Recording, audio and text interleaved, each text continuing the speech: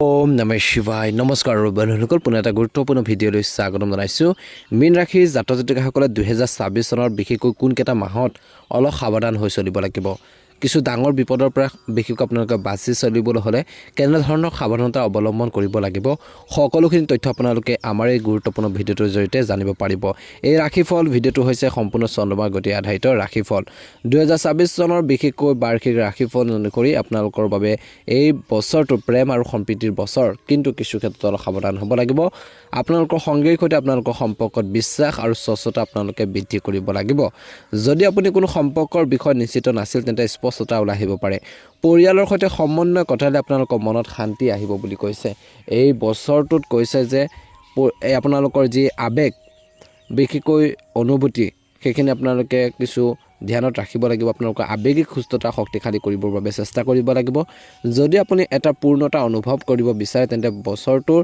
বিশেষকৈ June July আগষ্টৰ এই সময়খিনিত আপোনালোকৰ আপোনজনৰ সৈতে মান সম্পন্ন সময় কটাওক বুলি কৈছে তেওঁলোকক আপোনালোকৰ প্ৰকৃত স্বৰূপ আৰু তেওঁলোকৰ লগত আপুনি আটাইতকৈ সুখী অনুভৱ কৰিব আপুনি এই বছৰটোৰ বিশেষকৈ মধ্যভাগৰ পৰা আনন্দ আৰু উত্তেজনাৰ অনুভৱ কৰিব সৌন্দৰ্যৰ প্ৰতি এই বছৰটোত বহুত বেছি আকৰ্ষিত হ'ব বুলি কৈছে মীন ৰাশিৰ জাতক জাতিকাসকলে আৰু বিশেষকৈ জীৱনৰ কৈছে যে আপোনালোকৰ বিভিন্ন দিশবোৰ অতি ভালদৰে বিশেষকৈ পৰিচালনা কৰিব পাৰিব এনে কৰিলে আপোনালোকৰ জীৱনৰ বিভিন্ন দিশ অন্বেষণ কৰাৰ ক্ষেত্ৰত সুযোগ পাব এই বছৰটোত আৰু জীৱনৰ প্ৰতি আগ্ৰহ বৃদ্ধি পাব আপোনালোকৰ জীৱনশৈলী সজীৱ হৈ উঠিব আৰু সমাজত আনকো আপোনালোকে অনুপ্ৰাণিত কৰিবলৈ সক্ষম হ'ব গতিকে এই দিশত মীন ৰাশিৰ জাতক জাতিকাসকলে নিশ্চয়কৈ গুৰুত্ব দিব লাগিব 2026 চনৰ বিশেষকৈ বাৰ্ষিক ৰাশিফল অনুসৰি এই বছৰটোৰ কৰ্মৰ ক্ষেত্ৰত স্থিতিশীলতা আৰু অনুশাসন থাকিলে আপুনি নতুন উচ্চতাত লাভ কৰিব এই বছৰটো আপোনালোকৰ ব্যৱসায় সম্প্ৰসাৰণৰ বাবে আদৰ্শ আয় বৃদ্ধি হোৱাৰ ইংগিত পোৱা গৈছে যাৰ ফলত আপুনি অধিক আত্মনিৰ্ভৰশীল অনুভৱ কৰিব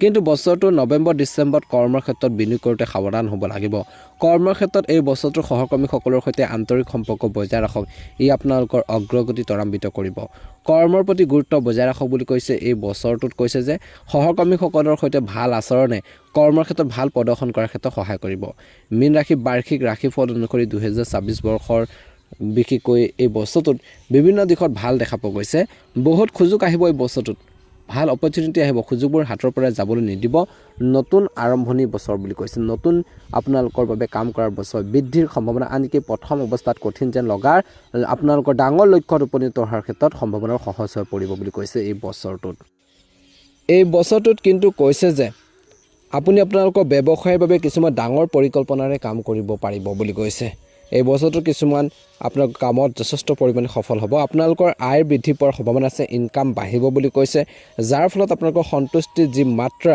বৃদ্ধি পাব এই বছৰটোত কৰ্মৰ ক্ষেত্ৰত কাৰোবাৰ লগত কাজিয়া কৰাৰ যি অভ্যাস পৰিহাৰ কৰিব লাগিব বা তেনেকুৱা ধৰণৰ সিচুৱেশ্যন আহিলেও নিজকে কণ্ট্ৰল কৰি চলিব লাগিব তৰ্কৰ পেচালবোৰ নকৰিব সমস্যা হ'ব পাৰে শিক্ষাৰ ক্ষেত্ৰত এই বছৰটো কৈছে যে ছাত্ৰ ছাত্ৰীসকলৰ বাবে বহুত বেছি ভাল বছৰ হ'ব ছাত্ৰ ছাত্ৰীসকলে বিশেষকৈ নিজৰ যি শেষ প্ৰচেষ্টা বুলি গণ্য কৰা উচিত আৰু কঠোৰ পৰিশ্ৰম কৰা উচিত হাৰ্ড ৱৰ্কিং কৰিব লাগিব হাৰ্ড ৱৰ্কিং বা কষ্ট কৰিলেহে ছাত্ৰ ছাত্ৰীসকলে এই বছৰটো অনুকূল ফলাফল লাভ কৰিব যিটো নিৰ্ণায়ক বুলি প্ৰমাণিত হ'ব কিছু লোকৰ বিদেশ ভ্ৰমণ আপোনালোকৰ কৈছে যে এপ্ৰিল জুন মাহৰ এই সময়খিনিত আপোনালোকৰ ভ্ৰমণ আৰু আপোনালোকৰ হ'ব উচ্চ শিক্ষাৰ সম্ভাৱনা উদয় হৈছে নিয়মীয়া ৰুটিন বজাই ৰাখিলে আপোনালোকৰ স্বাস্থ্য ভাল হ'ব বুলি কৈছে এই বছৰটোত নিজৰ মাজত অনুশাসনৰ বীজ আপোনালোকে সিঁচিবলৈ চেষ্টা কৰিব লাগিব আৰু প্ৰতিটো কাম মীন ৰাশিৰ জাতক জাতিকাসকলে নিয়ম অনুসৰি কৰক বুলি কৈছে সেয়া আপোনালোকৰ খাদ্যই হওক বা আপোনালোকৰ যিখিনি আপোনালোকৰ কৰণীয় কামেই হওক অনুশাসিত জীৱনশৈলী আৰু মানসিক ভাৰসাম্য বজাই ৰাখিলে এই বছৰটোত প্ৰতিটো ক্ষেত্ৰতে মীন ৰাশিৰ জাতক জাতিকাসকলে সফলতা লাভ কৰিব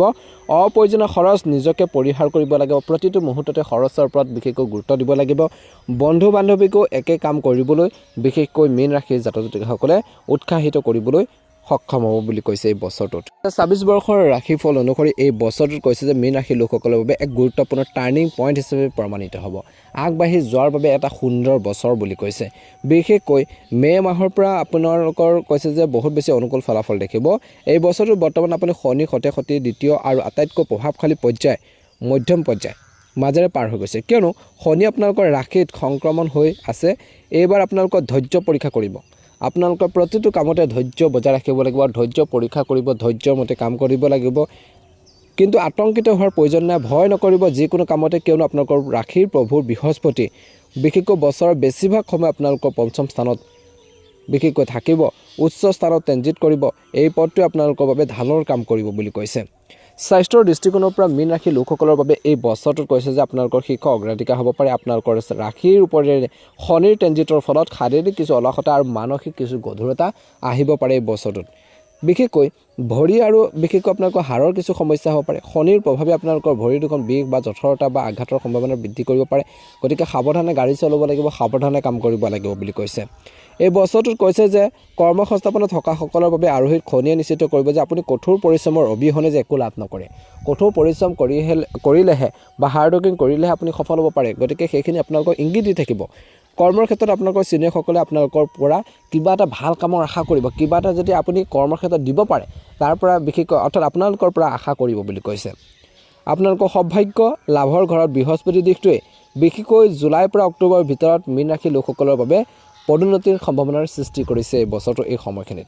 দ্বাদশ স্থানত থকা ৰাহুৱে আপোনালোকৰ বিদেশত কাম কৰাৰ সুযোগ দিব পাৰে। এই বছৰটোত বিশেষকৈ বিদেশী প্ৰকল্পত যোগদান কৰিব পাৰে। যদি আপুনি ভিছা বা পাছপৰ্টৰ লাভৰ প্ৰক্ৰিয়াত আছে তেন্তে আপুনি এই বছৰটোত সফলতা লাভ কৰাৰ সম্ভাৱনা আছে। ব্যৱসায়িক দৃষ্টিকোণৰ পৰা এই বছৰটোৰ বাবে কৌশলগত বিকাশৰ বছৰ।